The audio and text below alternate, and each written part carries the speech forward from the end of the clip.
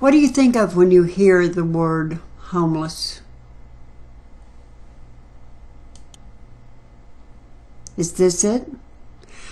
The stereotype of a homeless person is someone standing on the corner with a sign, or someone in an alleyway or a doorway, or going through a trash can. The homeless that we interviewed during our study, one of the guys said that the bums on the corner give the homeless a bad name, unquote.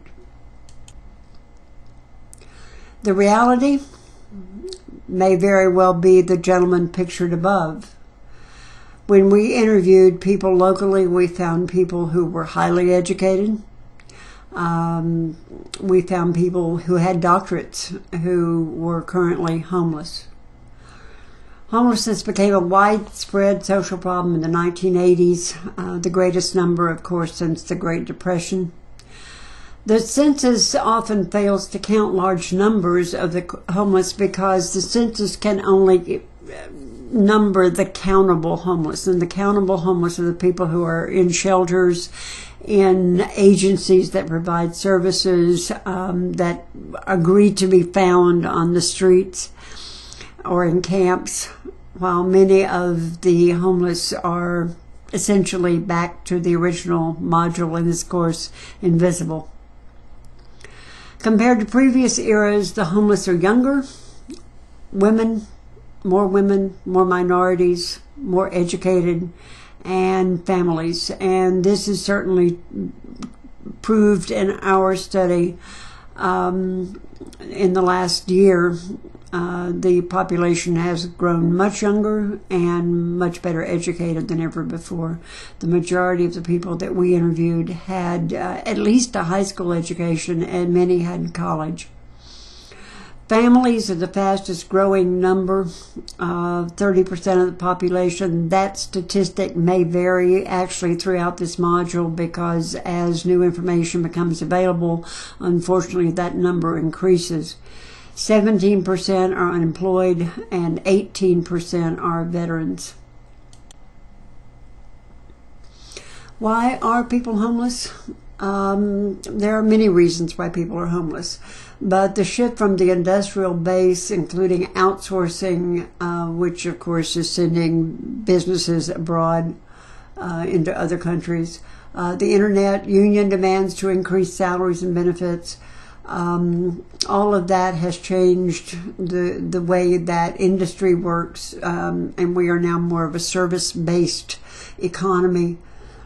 Services, of course, include things like restaurants and, those markets, those kinds of things. Automation has eliminated manufacturing jobs. Between 1980 and 1990, the U.S. companies increased investment in foreign countries at a higher rate than they did in the United States.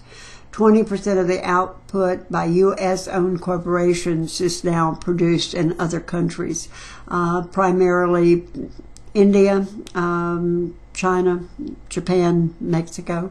Exploiting cheap labor. The reason they went to other countries is because, of course, people will work for less money. There are no unions, so there are no demands from the unions. There are sometimes lowered taxes. And in many cases, those countries do not have the environmental and regulations that we have here on manufacturing. And the bottom line was they wanted to maximize their profits, and businesses have the perfect right to do so. It's simply unfortunate that it was at the expense of the American working public. In the 1950s, 33% of the U.S. workers were employed in manufacturing. By the 1960s, that fell to 30%, and by the 1980s to 20%, and it's probably even lower than that now. Since the mid-1970s, plant closings have eliminated approximately 900,000 jobs per year.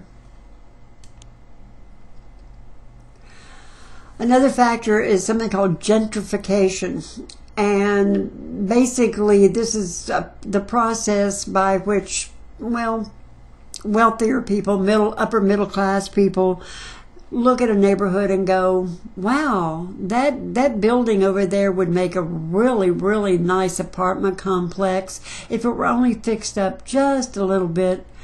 And so they come in and they invest money in this building and they upgrade it and make it pretty and they move in. And once they move in, then more upscale businesses start to move in, catering to a more affluent base of consumers, of course, and slowly the lower income residents are forced out. One, they can't afford the tax structure. Two, they can't afford to shop there. So they must go elsewhere.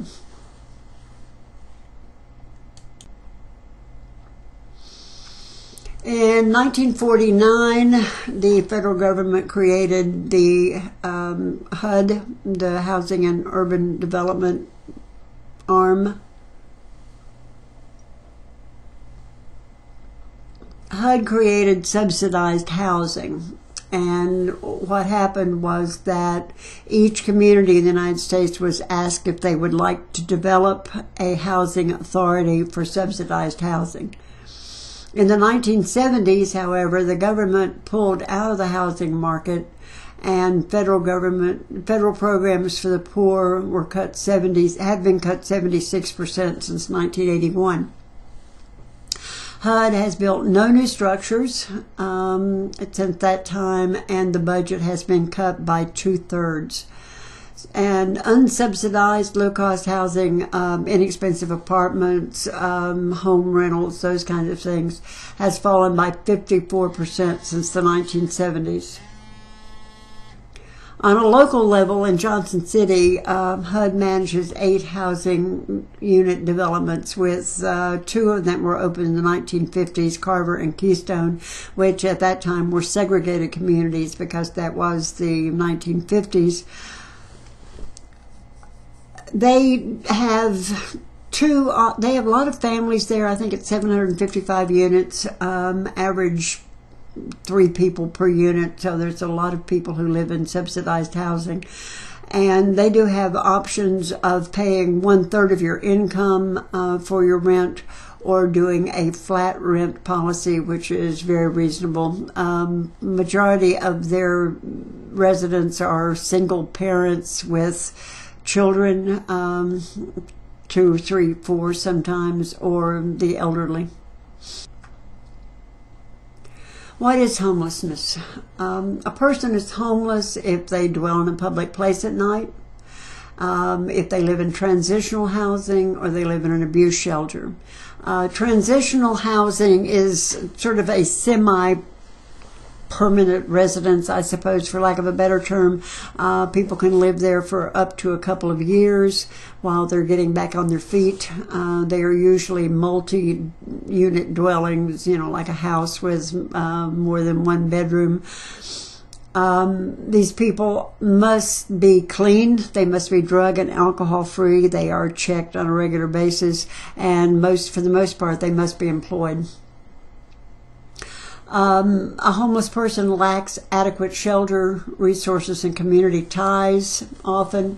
Adequate shelter, if you live in a home, if you even own the home and it's not properly suited to electricity or doesn't have a decent water or sewage supply, then you are considered homeless. If you are institutionalized in usually in a mental facility, you are considered homeless. If you are living with a relative or a friend and sleeping at their house, either on a sofa, or which would be called couch homeless, or in a spare bedroom, and you're not paying rent, you are considered homeless. The National Coalition for the Homeless, which is the largest organization probably doing research in the country right now, says, quote, "Being homeless means more than not having a place to sleep. Being homeless means having no place to save the things that connect you to your past, losing all contact with friends and family, uprooting your children from school, It means suffering the frustration and degradation of living hand to mouth, depending on the generosity of strangers or the efficiency of a government agency for your survival and for your children's survival.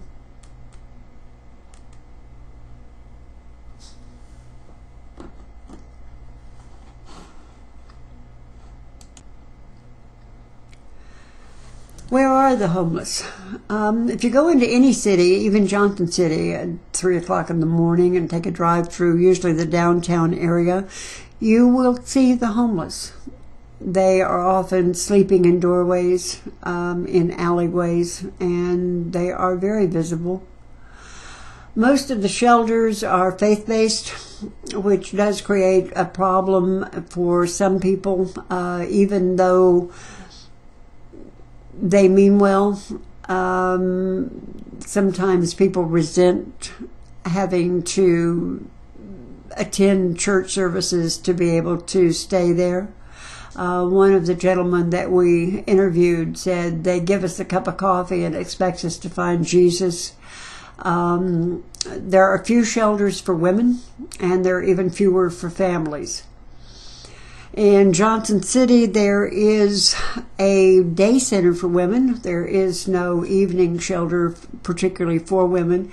They may stay at the Salvation Army. However, if you are a single parent with a child of the opposite gender and that child is 12 years or older, that child must go to the side of the building where that gender is housed. And if, for example, if you're a woman with a 12-year-old son, your son must go sleep on the men's side. We do have one agency in the area, Interfaith Hospitality, that will house families. Local churches provide areas for them to sleep, to stay overnight. They usually stay at one church for a week and then rotate out to another church, and they could stay in that program for several months. That allows the family to stay together in one location. The homeless includes veterans, those who have been released from the penal system, those aged out of foster care. In fact, 25% of the homeless, 25% of those aged out of foster care become homeless. Those with mental illness, families with children, persons who cannot find work, persons with bachelor's, master's, and doctorate degrees, HIV and AIDS patients, those who have escaped abusive homes, and those that have substance abuse issues. The substance abuse issue, of course, is the stereotype of the homeless. And I've often wondered if it's kind of a chicken and egg situation. If you are homeless and you can get some warmth on a cold winter night out of a bottle of booze, would you do that? Or were you an alcoholic and that's what made you homeless?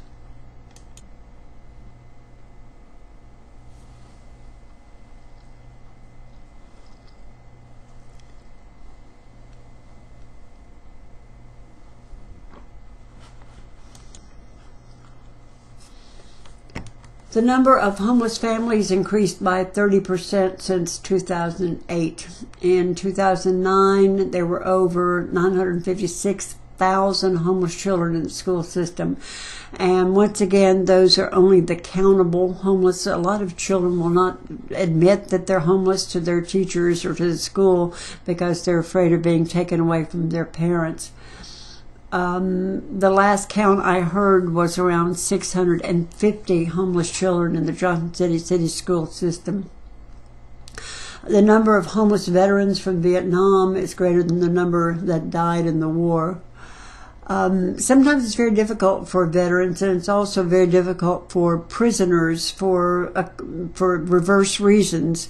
Either they're so accustomed to the structure of their life that they cannot live without that structure, or they're so opposed to structure that they cannot live within the system.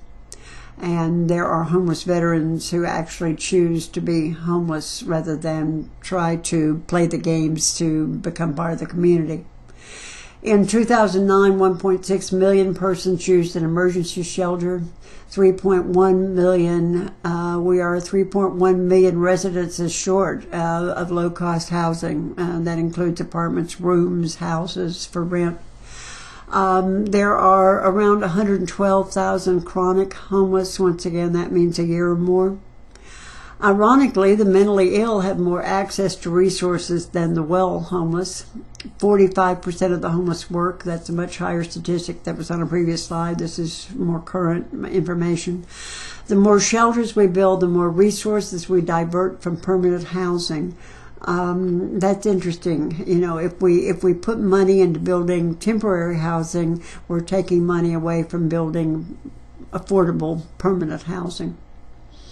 Housing solutions offset expenses of hospitalization, arrest, and shelter stays. And it's not free in a shelter. It costs a great deal of money to put someone into one. And then there's the medical issues. If you're on the street, how are you going to keep your medication cold? How are you going to see the doctor for follow-up? And frequently meds are stolen. The stimulus package under the Obama administration included $1.5 billion to prevent homelessness, and that money has all been spent. Some of the myths connected to the homeless is that the mentally ill should be institutionalized. The government decided some years ago that it would be cost effective just to close these places and allow the folks to walk out the front door. And consequently, since they had no skill and many were not capable of gaining any kind of employment, they became a statistic, part of the homeless. One of my students told me recently that they have shut down an institution within the last month or so in Knoxville, and that those folks may be drifting up this way because we have more facility for them. The second myth is the Greyhound theory, that if we offer to help these people, they will flock here. Some of this was proved, I think, by some people's estimations when we first started TennCare, because a lot of people moved from other states to Tennessee because of the health care offer of TennCare. A lot of the people who have businesses downtown and some of the local law enforcement would very much like for us to put people on a bus and send them anywhere else, I think. The third myth is that nobody cares, that they don't vote, that their situation is hopeless. Once again, we have that idea of the worthy versus the unworthy poor. Some people think they choose to be homeless. One of the gentlemen that we interviewed said, "Why would anybody choose to sleep on a rock?" And some people think they're immoral, and some people think that if you bring out the police in force, they will vanish. Classism. As I said earlier, many people believe that we don't have classes in this country, but that's simply not true. Power relationships exist based on economics. Of course, class is based on economics. Class is a group in a similar economic position based on their income, their wealth, their property, education, skills, or authority. And power, of course, is the ability to exercise will. We don't think it's a class society. We just refuse to think about it or talk about it. But some of the indicators that there is a class society is based on individual perceptions. In other words, class is subjective. How do we feel? And objective. What do we have? A product of classism is the urban gentrification that produces the wave of condominiums. I just put this in because I particularly like this quote. According to McKinsey, the condominium marks a, quote, return to the ancient concept of the city as fortress, in which society's haves huddled to defend their lives and possessions against the have-nots outside the gates. Some of the myths related to classism. Once again, it is culturally perpetuated. It's based on perceived social classes, and it can lead to oppression. It's a system of beliefs and attitudes that rank persons according to their economic status, their family, their job, their education, the whose boy are you attitude. There are some enabling myths that enable classism to persist. An enabling myth allows us to rationalize. The myth number one is that we are a classless society, but we are better than other places, which is kind of ethnocentric. Myth number two, we are a meritocracy, that hard work equals success, and everyone has the same attitude, aptitude, and opportunity to succeed. Myth number three, the American dream is achievable. Myth number four, what's good for business is good for us. If business, it will bring lower taxes and more jobs, but then the corporations kind of hold states in a quid pro quo type situation. In other words, we will bring our business to your state, but what will you give us for that? And myth number five, inequality is natural. Can you add others?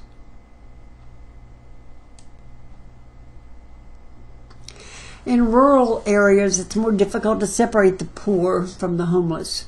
Rural communities often view the homeless as those down on their luck, rather than shiftless or lazy. Homelessness is more than lack of shelter. Home. When you think of home, what do you think of? Home implies interactions with family and friends, a sense of belonging, some sense of privacy, control, historical continuity. You get to keep all your stuff around you. Hope. Hope. Couch homeless applies to rural people or homeless with a roof. Rural communities have a tendency to kind of take care of their own. Hispanic communities do that as well. When we did our interviews, we found absolutely zero over the 5-year period Hispanic people among the homeless that we interviewed. The family has a tendency to take people in and to make sure they're okay. 1/3 of the homeless live in small towns with an increasing number of children. The rural homeless is less likely to be in shelters and less likely to find work. I mean, obviously there's not that much work available. They have to frequently relocate, which leads to isolation, being away from friends, family, everything they know. In central Appalachia, interestingly, only 5% of the rural land is suitable for housing construction, so even if people would come in with money to build affordable housing, there's no place to put it. So people have a tendency to live in things like trailers or single-room occupancy apartments, campgrounds, cars, and lean-tos that they put up in the woods or tents. In rural areas, there's no central depository of information. There's no way to get help and no across-the-board criteria for qualifying. So people have to travel to locations and fill out forms. And later on in the week, I have a link to some of those forms. Sometimes you wouldn't believe how complicated forms are to get aid of any sort. Homeless children.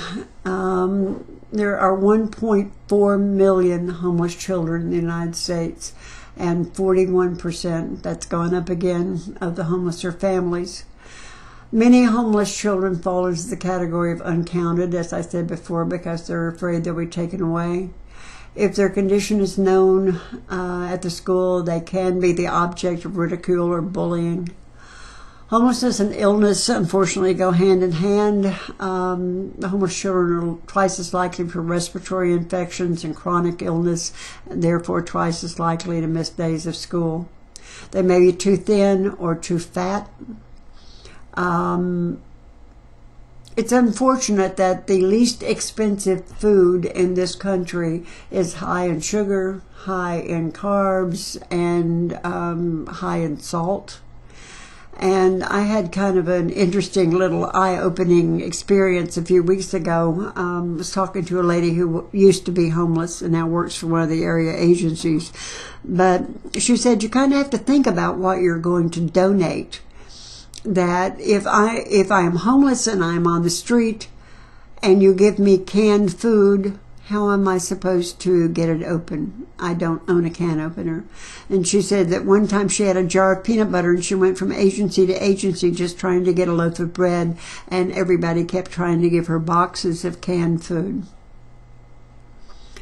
Homeless children may suffer from lack of sleep and lack of immunization, and that they are at greater risk of developmental language delays and depression. These are some articles that in many cases are longer than you probably want to read in a 5-week class. You may keep them for your reference. I would like for you at least to look over one fact sheet under the National Coalition for the Homeless and read the one about education. We tend to ignore the homeless. They are invisible until they have a face. And I particularly like this. It was printed in the Nashville Tennessean after the major floods some time back. The article said, "It is hard to ignore Michael, a 62-year-old veteran with heart problems, whereas it would be easy to ignore the man on the street." On a local level, the Appalachian Regional Coalition on the Homeless, or ARCH, just submitted a grant for a total of $1,327,000. There were 14 applications from various agencies requesting funds for permanent supportive housing, and it was a 301-page document. This I just put into the module because I found it of interest and a little bit ironic.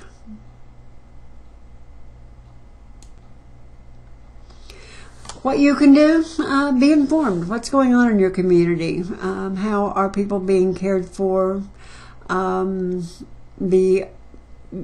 Make people visible. You can donate your time to local agencies. You can donate decent clothing and backpacks, gloves, hats, and socks.